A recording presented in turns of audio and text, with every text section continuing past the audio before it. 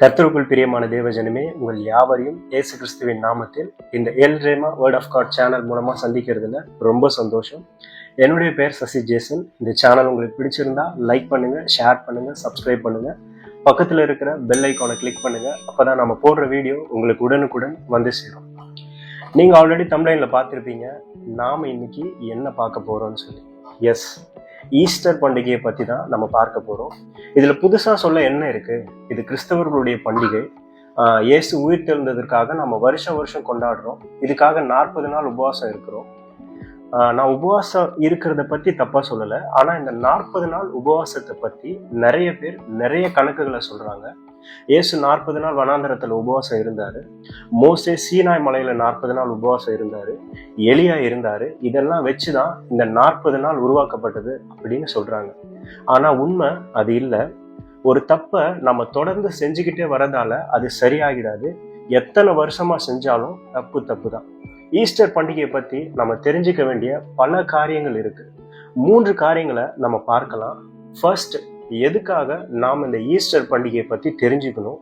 Second, இந்த Easter பண்டிகை யார் உருவாக்குனாங்க. தேர்ட், இந்த ஈஸ்டர் பண்டிகை எதுக்காக உருவாக்குனாங்க. ஃபர்ஸ்ட், எதுக்காக நம்ம இந்த ஈஸ்டர் பண்டிகையை பற்றி தெரிஞ்சுக்கணும். குறிப்பாக கிறிஸ்தவர்கள் ஏன் இந்த ஈஸ்டர் பண்டிகையை பற்றி தெரிஞ்சுக்கணும். காலங்காலமாக ஒருத்தவங்க ஒரு சில காரியங்களை செஞ்சுக்கிட்டே வராங்கன்னா அதுக்கு பின்னாடி என்ன நடந்திருக்கு, இது நாம செய்யலாமா வேணாமா, வேதத்துல இதை செய்ய சொல்லி போட்டிருக்கா இப்படின்னு சொல்லி அநேக காரியங்களை நம்ம யோசிச்சு பார்க்கணும். வேதத்துல அப்படி எதுவும் இல்லை அப்படின்ற பட்சத்துல இது ஏன் இந்த உலகத்துக்குள்ள வந்தது அப்படின்னு சொல்லி நம்ம தெரிஞ்சுக்கணும். அப்படி தெரிஞ்சுக்கிட்ட சில காரியங்களை தான் நாம அடுத்தடுத்து பார்க்க போறோம். சரி, இப்போ இந்த ஈஸ்டரை உருவாக்குனவங்க யாரு, இது உருவாக்கப்பட்டதன் காரணம் என்ன, இதுக்கு ஏன் ஈஸ்டர்னு பேர் வந்தது, அந்த 40 நாள் உபவாச கணக்கு என்ன. முதல்ல, ஈஸ்டர் என்கிற வார்த்தை முழு வேதத்திலையும் ஆதி ஆகமம் தொடங்கி வெளிப்படுத்தல் வர எங்கேயுமே குறிப்பிடப்படலை. அப்போ இந்த வார்த்தை எங்கிருந்து வந்ததுன்னு பார்த்தா, இது ஒரு கிரேக்க வார்த்தை. இங்கிலீஷ்ல நாம ஈஸ்டர் அப்படின்னு சொல்றோம், அதே கிரேக்கத்துல நாம ஈஸ்டார் அப்படின்னு சொல்லுவோம். இதற்கு ஈஸ்டாருக்கு என்ன அர்த்தம் அப்படின்னா கடந்து போகுதுன்னு அர்த்தம். நாம் இந்த பண்டிகையை இயேசு உயிர் தெழுந்ததற்காக கொண்டாடுறோம். அப்படி இருக்கும்போது இயேசு கிறிஸ்துவின் உயிர் தெழுதலுக்கும் இந்த கடந்து போகுதுன்னு சொல்லப்படுற இந்த வார்த்தைக்கும் என்ன சம்பந்தம்? இயேசு கிறிஸ்து மரித்து உயிர் தெழுந்ததுக்கு பிறகு கிட்டத்தட்ட 60 ஆண்டுகள் கழித்து எழுதப்பட்ட வெளிப்படுத்தின விசேஷம் வரைக்கும் கூட இப்படி ஒரு பண்டிகை இல்லவே இல்லை. அப்படின்னா இந்த வார்த்தை எப்போதான் வந்தது, இந்த பண்டிகை என்ன அப்படின்னு பார்க்கும்போது ஈஸ்டர் என்ற வார்த்தை ஈஸ்டார் என்ற அசிரிய வார்த்தையிலிருந்து வந்த ஒரு கிரேக்க வார்த்தை. அப்போ ஈஸ்டார்னா என்னன்னு சொல்லி பார்க்கும்போது அசிரிய சாம்ராஜ்யத்துல அவங்க வழிபட்டு வந்த ஒரு பெண் தெய்வத்துடைய பெயர் தான் இது.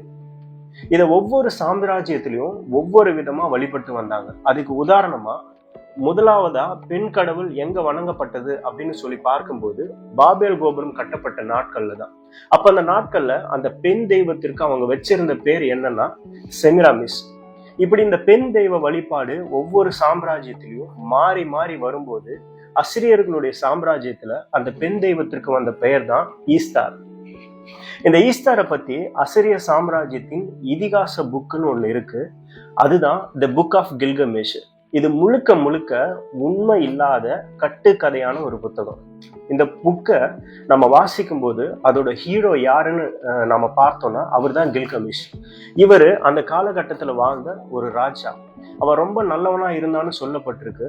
இந்த கில்கமேஷ் ராஜாவை அப்போ இருந்த காதல் தெய்வம்னு சொல்லப்படுற ஈஸ்டார் தெய்வம் அவனை விரும்பினதா சொல்லப்பட்டிருக்கு. இந்த தெய்வத்தோட விசேஷம் என்னன்னா, அந்த தெய்வத்தை யாரெல்லாம் கல்யாணம் பண்ணிக்கிறாங்களோ அவங்க எல்லாம் இறந்து போயிடுவாங்க, அப்படி இல்லைன்னா கொல்லப்படுவாங்கன்னு சொல்லப்பட்டிருக்கு. இந்த விஷயம் தெரிஞ்ச கில்கமேஷ் அவளை திருமணம் செய்ய பயப்படுறான். திருமணம் செஞ்சுக்க மாட்டேன்னு சொல்லி மறுத்துடுறான். இதனால அவங்க 2 பேருக்குள்ளேயும் சண்டை வருது. இப்படிதான் அந்த கதை போகுது. இந்த புத்தகத்துல இன்னொரு சாப்டர் வருது. அதுல இந்த ஈஸ்டார் தெய்வத்துக்கு ஒரு மகன் இருக்கிறான். அந்த மகனே பின் நாட்கள்ல அந்த ஈஸ்டார் தெய்வத்திற்கு கணவனா மாறுறான். அந்த கணவனுடைய பெயர் தான் தம்மூஸ். இந்த பெயரை நம்முடைய வேத புத்தகத்துல எங்கேயும் படிச்ச மாதிரி இருக்கலான்னு அப்படின்னு நீங்க யோசிக்கலாம். நீங்க நினைச்சது உண்மைதான். நம்முடைய வேதத்துல இதை பத்தி தெளிவா சொல்லி இருக்கு. எசேக்கியேல் 8:14. என்னை கர்த்தருடைய ஆலயத்து வடக்கு வாசலின் நடையிலே கொண்டு போனார்கள். இதோ அங்கே தம்மூசுக்காக அழுது கொண்டிருக்கிற ஸ்திரீகள் உட்கார்ந்திருந்தார்கள். அவர்கள் தம்மூசுக்காக அழுதாங்கன்னு சொல்லப்பட்டிருக்கு. அவங்க எதுக்காக அழுதாங்க அப்படி என்பதை பத்தி நம்ம பார்க்கலாம். இந்த தம்மூஸ் யாருன்னா ஈஸ்தார் தேவதையின் மகன். அது மட்டும் இல்லாம அவளுடைய கணவன். தன் மகனையே சில காலங்களுக்கு பிறகு அவள் திருமணம் செய்து கொண்டான்னு சொல்லப்பட்டிருக்கு அந்த புக்ல. இந்த தம்மூஸ் தன்னுடைய 40வது வயதுல ஒரு வேட்டைக்கு போகும்போது அங்க இருக்கக்கூடிய சில மிருகங்களால அவன் கொல்லப்படுறான். இதனால அவன் இறந்து போறான். இதை கேள்விப்பட்ட ஈஸ்தார் அவருடைய சடலம் இருக்கக்கூடிய அந்த இடத்துக்கு போறாங்க. போனவங்க அங்க ஒரு ஸ்டேட்மெண்ட் சொல்றாங்க, இவன் மரிக்கல, இவன் நரகத்துக்கு போயிருக்கான். அதனால நான் நரகத்துக்கு போய் 40 நாள் கழிச்சு தம்மூச உயிரோட மீட்டுக்கிட்டு வரேன். அது வரைக்கும் நீங்க 40 நாள் அவனுக்காக துக்கம் கொண்டாடுங்க. தம்மூச நான் வெளியே கூட்டிட்டு வர அந்த 40வது நாள் விசேஷமா கொண்டாடணும் அப்படின்னு சொல்றாங்க.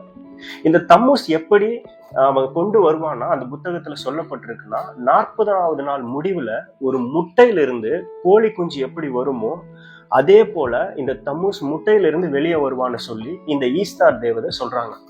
இந்த 40 நாளும் அவன் என்னெல்லாம் செஞ்சான்னு தி புக் ஆஃப் கில்கமேஷ் புத்தகத்துல சொல்லப்பட்டிருக்கு.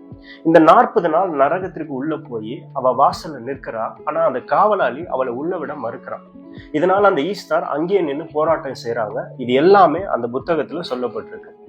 இவங்க போராட்டம் பண்றத அந்த நரகத்தோட அதிபதிக்கு தெரிவிக்கப்படுது. அந்த அதிபதி ஒரு காரியத்தை சொல்றான். இந்த ஈஸ்தார் உள்ள வரணும் அப்படின்னா 7 வாசல்களை கடந்து வரணும். ஒவ்வொரு வாசலுக்கும் வரும்போதும் அவள் ஒவ்வொரு ஆடைகளை கலட்டி போட்டுக்கிட்டே வரணும் அப்படின்னு சொல்லப்படுது. அந்த அதிபதி சொன்ன மாதிரியே அவர் ஒவ்வொரு வாசலை கடந்து 7வது வாசலுக்குள்ள வரா. ஆனா அந்த இடத்துல இருந்து தம்மூச மீட்டுக்கிட்டு வெளியே வர அவளால முடியல. இதனால அவ சோகத்தோட திரும்பி வரா. வெளியே வந்த ஈஸ்தார் என்ன சொல்றாங்க அப்படின்னா, 40வது நாள் முடிவுல தம்மூச உயிரோடு கொண்டு வருவேன்னு சொன்ன, ஆனா அவன் வரல. ஆனா யாரும் போயிட்டு உயிரோடு வர முடியாத நரகத்துக்குள்ள போயிட்டு நான் வந்துட்டேன், என் பெயரை வச்சு இந்த பண்டிகை கொண்டாடுங்க அப்படின்னு சொல்றாங்க. இதுதான் ஈஸ்தார் தெய்வத்தை பத்தி தி புக் ஆஃப் கில்கமேஷ்ல சொல்லப்பட்டிருக்கு. இப்ப ஈஸ்தார் தெய்வத்தின் பண்டிகையை எப்படி ஈஸ்டர் என்ற முறையில நம்ம கொண்டாடுறோம், நமக்கு இது எப்படி ஒத்து போகுது அப்படின்னு நம்ம பார்க்க போறோம்.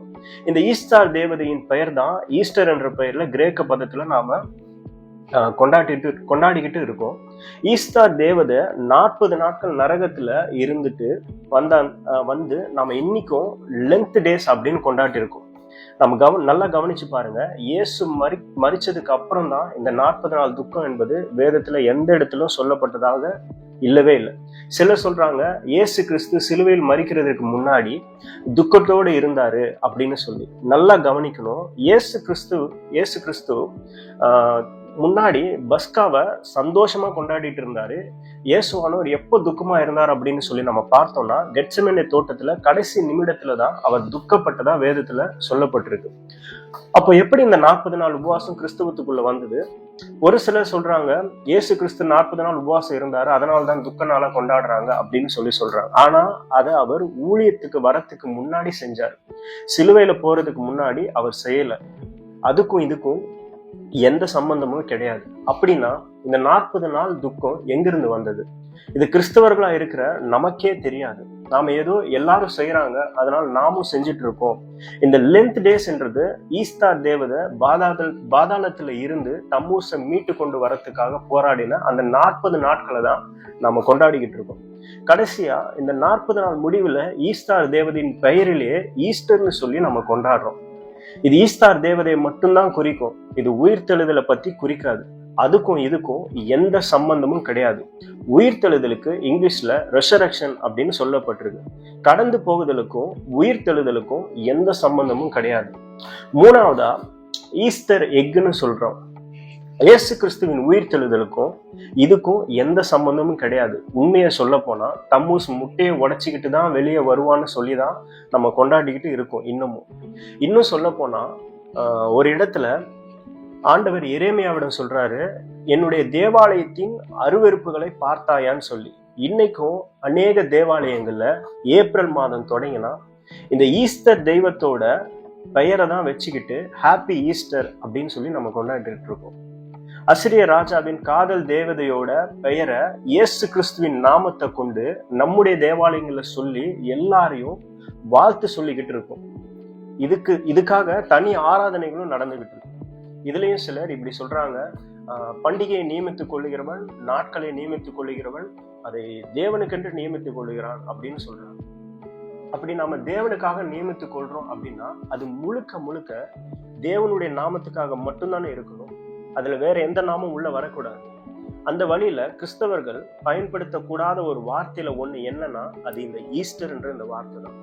இந்த ஈஸ்டார் தேவதைக்கான பண்டிகையை கிரேக்கர்கள் கொண்டாடினாங்க. அதுக்கப்புறம் அந்த ரோமர்கள் கொண்டாட ஆரம்பிச்சாங்க. எப்போ கான்ஸ்டான்டின் மன்னன் கிறிஸ்தவத்தை ஏற்றுக்கொண்டானோ, ரோமர்கள் எல்லாம் கிறிஸ்தவத்துக்குள்ள மாறினாங்களோ, அப்போத்துல இருந்துதான் இந்த ஈஸ்டர் தெய்வத்தின் பண்டிகையும் கிறிஸ்தவத்துக்குள்ள வர ஆரம்பிச்சிருக்கு. இதை பத்தி இன்னும் விளக்கமா தெரிஞ்சுக்கணும் அப்படின்னு நீங்க நினைச்சீங்கன்னா, இதுக்கு முன்னாடி போட்ட கிறிஸ்தவத்துல கத்தோலிக்கம் எப்படி வந்தது அப்படின்ற வீடியோல கிறிஸ்தவத்துல ரோமர்கள் எப்படி தங்களுடைய மதத்தை உள்ள கொண்டு வந்தாங்க அப்படின்னு சொல்லி ரொம்ப தெளிவா சொல்லியிருக்கோம். அதை நீங்க பார்க்கலாம்னா நீங்க மேல லிங்க் கொடுக்குறேன், அதை கிளிக் பண்ணி நீங்க பார்க்கலாம். இந்த இடத்துல நான் ஈஸ்டர் என்ற பண்டிகையோட விளக்கத்தை மட்டும்தான் கொடுத்திருக்கேன். அந்த பேர் எங்கிருந்து வந்தது, அது எப்படி உருவானது, அது யாரு கொண்டு வந்தாங்க, இதுக்கு பின்னாடி இருக்கிற பின்னணி என்ன அப்படின்றத பத்தி மட்டும்தான் இதுல நான் சொல்லியிருக்கேன். அதுக்காக இயேசு உயிர்த்தெழுந்த அந்த நாளை நம்ம செலிப்ரேட் பண்ணக்கூடாதா, அதுல நம்ம சந்தோஷமா இருக்கக்கூடாதா அப்படின்னு சொல்லி நீங்க கேட்பீங்க அப்படின்னா, நிச்சயமா நம்ம சந்தோஷமா இருக்கக்கூடிய ஒரு நாள்னா அது இயேசு கிறிஸ்து மரித்து 3ஆம் நாள் உயிர்த்தெழுந்த அந்த நாள் மட்டும்தான். இயேசு கிறிஸ்துவினுடைய பிறப்பை இந்த உலகம் எவ்வளவு சந்தோஷமா கொண்டாடுதோ அதை விட இன்னும் பல மடங்கு சந்தோஷத்தோட இயேசு கிறிஸ்துவின் உயிர்த்தெழுத அந்த நாளை நம்ம கொண்டாட வேண்டியது ஒவ்வொரு கிறிஸ்தவர்களுக்கும் இருக்கக்கூடிய ஒரு சந்தோஷமான ஒரு விஷயம். ஏன்னா நம்ம இயேசு இன்றும் ஜீவிக்கிறார். ஆனா சந்தோஷமா இருக்கக்கூடிய அந்த நாட்கள்ல ஈஸ்டர் என்ற அந்த வார்த்தையை பயன்படுத்தாம ஹாப்பி ரிசரக்ஷன் டேன்னு சொல்லி நம்ம கொண்டாடினா இன்னும் நல்லா இருக்கும். கிறிஸ்துவுக்குள்ள சாத்தானுடைய அநேக தந்திரமான காரியங்களும் விக்கிரகங்களுமே உள்ள நுழைஞ்சுக்கிட்டே இருக்கு.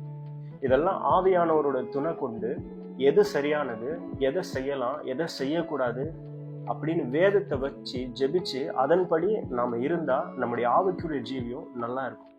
நீ வரக்கூடிய நாட்கள்ல இந்த ஈஸ்டர் என்ற பெயரை பயன்படுத்தாம அவருடைய உயிர்த்தெழுதலை மட்டும் மனசுல வச்சுக்கிட்டு அதற்காக உபாசம் இருந்து அந்த நாளை கொண்டாடினோம் அப்படின்னா இது இன்னும் நல்லா இருக்கும்.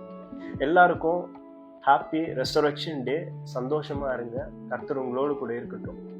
இந்த வீடியோ உங்களுக்கு பிடிச்சிருக்கும்னு நான் கர்த்தருக்குள்ள நம்புறேன். நாம இன்னொரு வீடியோல சந்திக்கலாம். கர்த்தருடைய நாமம் மகிமைப்படுவதாக.